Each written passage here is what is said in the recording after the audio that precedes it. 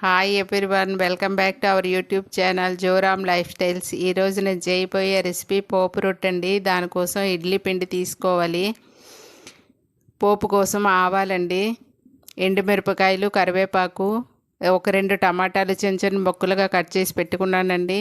రొట్టె వేయడానికి తగినంత ఆయిల్, తగినంత ఉప్పు అండి. ఇప్పుడు పోపు రొట్టె ఎలా చేయాలో చూద్దాము. ముందుగా స్టవ్ ఆన్ చేసి కళాయి పెట్టుకోవాలండి. కళాయి పెట్టుకున్నాను. కళాయి వేడెక్కాక ఆయిల్ వేసుకుందాము.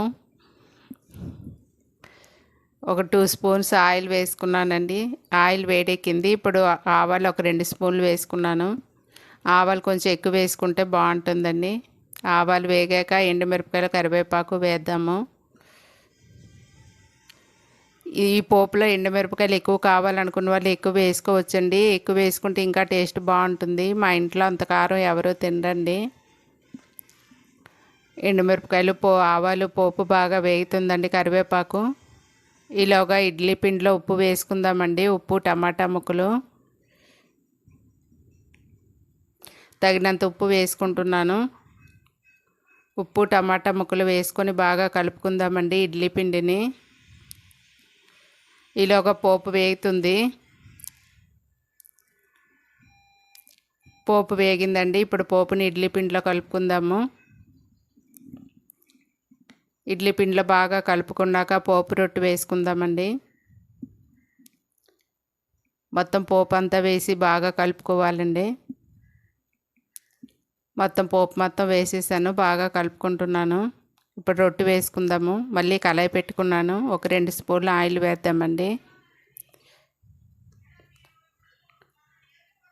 తర్వాత ఇడ్లీ పిండి వేసుకుందాము. ఇడ్లీ పిండి వేసుకున్నానండి, మొత్తం వేసుకున్నాను. ఇది తయారవడానికి ఒక పావు గంట 20 నిమిషాలు పడుతుందండి. సిమ్లో పెట్టుకొని మూత పెట్టి అలా వదిలేస్తే పోపు రొట్టె తయారవుతుందండి. ఇప్పుడు మూత పెట్టుకుందాము. ఒక 20 నిమిషాలు అయ్యాక చూద్దామండి. ఇప్పుడు 20 నిమిషాలు అయింది, చూస్తున్నాను. పోపు రొట్టె బాగా రెడీ అయిందండి. దీని పళ్ళెంలోకి తీసుకుందాము. చుట్టూ తీస్తే వచ్చేస్తుందండి పోపు రొట్టె. ఈ పోపు రొట్టె చాలా బాగుంటుందండి. మీరు కూడా మీ ఇంట్లో ట్రై చేయండి. లైక్ చేయండి, షేర్ చేయండి, సబ్స్క్రైబ్ చేయండి. బెల్ ఐకాన్ కొట్టడం మర్చిపోకండి. థ్యాంక్ యూ అండి. కరెక్ట్గా వచ్చింది.